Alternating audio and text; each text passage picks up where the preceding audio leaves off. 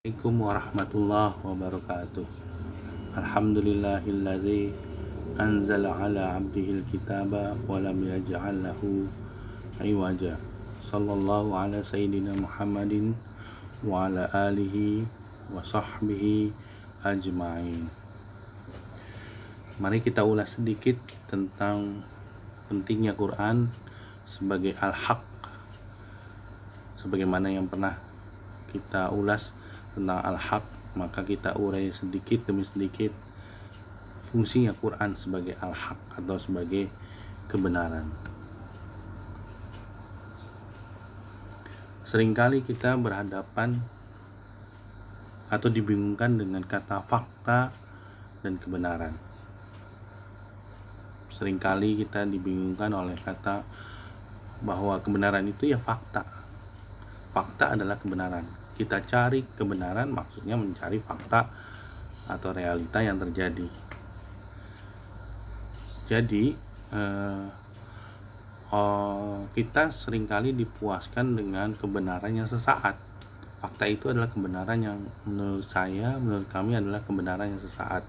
Dia hanya membicarakan masalah fakta, masalah kejadian yang terjadi. Apakah fakta itu bisa benar atau bisa salah, itu tergantung dari nilainya. Misal, telah terjadi pencurian atau perampokan, itu sebuah fakta. Namun, perbuatan terjadinya pencurian, apakah itu dinilai benar atau salah? Kita harus merujuk kembali ke Quran untuk menilai sebuah fakta itu adalah benar atau salah. Jadi kebenaran itu bukan datang dari benda sesungguhnya, bukan dari kejadian. Yang datang dari benda adalah fakta. Semoga jelas antara perbedaan kebenaran dan juga fakta. Dalam surat Quran surat ke-43 ayat 87, di sana orang-orang yang mengingkari Nabi Muhammad SAW itu mengetahui fakta. Di ayat tersebut berbunyi, dan sesungguhnya jika kamu bertanya kepada mereka, siapakah yang menciptakan mereka? Niscaya mereka menjawab, Allah. Maka bagaimanakah mereka dapat dipalingkan? Mereka ngakui bahwa faktanya kejadian mereka sendiri, penciptaan mereka sendiri, Allah yang menciptakan mereka, itu sebuah fakta. Tapi mengapa mereka kok dapat dipalingkan? Dalam hal ini, kenapa mereka tidak mau mengikuti kebenaran Quran? Padahal mereka mengakui fakta tersebut. Di ayat yang lain di surat 43 ayat 9, dan sungguh jika kamu tanyakan kepada mereka, siapakah yang menciptakan langit dan bumi? Niscaya mereka akan menjawab, semua diciptakan oleh yang maha perkasa, lagi maha mengetahui. Mereka mengakui fakta bahwa tidak hanya kejadian dirinya, tapi juga alam semesta ini, langit dan bumi, diciptakan oleh Allah yang maha perkasa, lagi maha mengetahui. Tapi mereka hanya berhenti di fakta tersebut. Lagi di ayat surat Yunus ayat 31. Katakanlah, siapakah yang memberi rezeki kepadamu dari langit dan bumi? Atau siapakah yang kuasa menciptakan pendengaran dan penglihatan? Dan siapakah yang mengeluarkan yang hidup dari yang mati? Dan yang mengeluarkan yang mati dari yang hidup? Dan siapakah yang mengatur segala urusan? Maka mereka akan menjawab, Allah.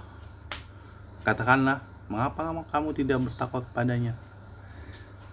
Jadi mereka mengakui bahwa fakta kejadian diri sendiri atau penciptaan dirinya, penciptaan alam semesta, tidak hanya itu, pengaturan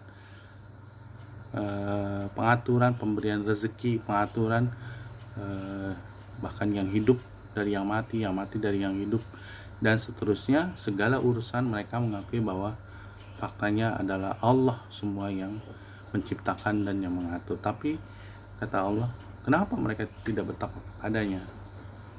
Disitulah mereka berhenti di fakta. Mereka menganggap kebenaran itu sampai di fakta saja. Oke, yang kedua, kebenaran dan opini ini juga sering disetarakan. Jadi yang dimaksud jika pendapat atau opini dari yang kita anggap, orang-orang yang kita anggap mempunyai gelar yang tinggi, entah gelar keilmuan, gelar penghormatan, itu opininya dianggap sebuah kebenaran mutlak. Padahal opini tersebut bisa lahir dari perasaannya, pikirannya, dugaannya, angan-angannya, bahkan bisa keluar dari nafsunya. Kebanyakan orang, ada sebagian orang yang puas dengan opini-opini dari yang mereka idolakan. Padahal belum tentu opini tersebut sesuai dengan Quran.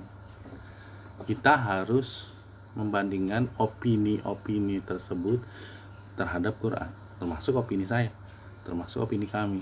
Jangan sampai saudara-saudara sekalian ikut saja dengan opini yang kami lontarkan. Cocokkan sendiri, sesuaikan dengan apa yang didengar dari tafsiran ini dengan ayat-ayat Quran yang bukunya, kitabnya terinstall bahkan di handphone masing-masing. Quran udah tersebar luas dan mudah kita dapatkan dalam buku-buku maupun dalam aplikasi. Jadi kita bisa ngecek selalu apakah opini-opini orang, manusia itu sesuai dengan Quran. Termasuk perkataan hadis ya. Hadis itu adalah intinya adalah cerita. Hadis itu isinya cerita dari A, cerita dari B, B dapat dari C, C dapat dari D, lalu diklaim qala Rasulullah, katanya Rasul berkata bla bla bla. Nah, kita harus cek isi perkataan Rasul tersebut dengan Quran, apakah sama? Yakin bahwa Rasul itu pasti tidak bertentangan dengan isi Quran, karena beliau Shallallahu Alaihi Wasallam tidak akan menentang Quran sedikit pun. Jadi kalau ada hadis yang kira-kira tidak sesuai dengan Quran, maka kita simpan saja hadis tersebut dan tidak kita gunakan. Kita ikuti Qurannya. Karena hadis itu adalah opini manusia sebenarnya. Opini dari perawi terakhir, periwayat terakhir. Jadi kalau ada Sahih Bukhari, Sahih Muslim, Sunan Abu Daud, Sunan At-Tirmizi dan sebagainya, itu adalah perawi-perawi terakhir dari hadis-hadis yang dikeluarkan. Jadi itu merupakan opini-opini mereka sebenarnya. Belum tentu Rasul mengatakan seperti itu. Maka kita harus cek bahwa kebenaran yang datang dari manusia itu datangnya bukan berupa kebenaran sejati, tapi hanya sekedar opini. Kita harus cek isinya berdasarkan Quran. Dalam surat Al-An'am, surat ke-6 ayat 115-116 dikatakan, telah sempurnalah kalimat-kalimat Tuhanmu, yaitu Al-Quran, sebagai kalimat yang benar dan adil. Tidak ada yang dapat merubah-rubah kalimatnya. Dan dialah yang maha mendengar lagi maha mengetahui. Dan jika kamu menuruti kebanyakan orang-orang yang ada di muka bumi, nah ini niscaya mereka akan menyesatkanmu dari jalan Allah. Mereka tidak lain hanyalah mengikuti persangkaan belaka, dan mereka tidak lain hanyalah berdusta terhadap Allah. Jadi sekali lagi, agar kita tidak tersesatkan, mampu membedakan mana kebenaran sejati dan kebenaran opini, maka kita berpegang pada Quran. Semua harus dicek kepada isi Quran. Jadi kesimpulan kita, kebenaran itu ya satu-satunya dan mutlak adalah Al-Quran itu sendiri. Dia datangnya dari Allah Subhanahu wa Ta'ala, yang sudah kita jelaskan sebagai Al-Haq, dan Qur'annya sebagai al-haq. Tidak ada kitab lain yang Allah gelarkan dengan nama dirinya sebagai al-haq kecuali dengan Quran. Karena itu jadikan Quran sebagai tolak ukur kebenaran. Semua fakta dan opini harus kembali dicek kepada Quran.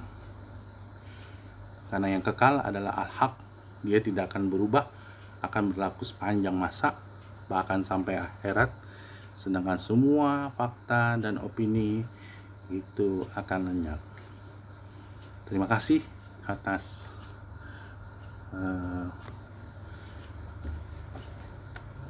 partisipasinya. Kita tunggu diskusi selanjutnya di dalam komentar yang ada di bawah ini. Sekian, wassalamualaikum warahmatullahi wabarakatuh.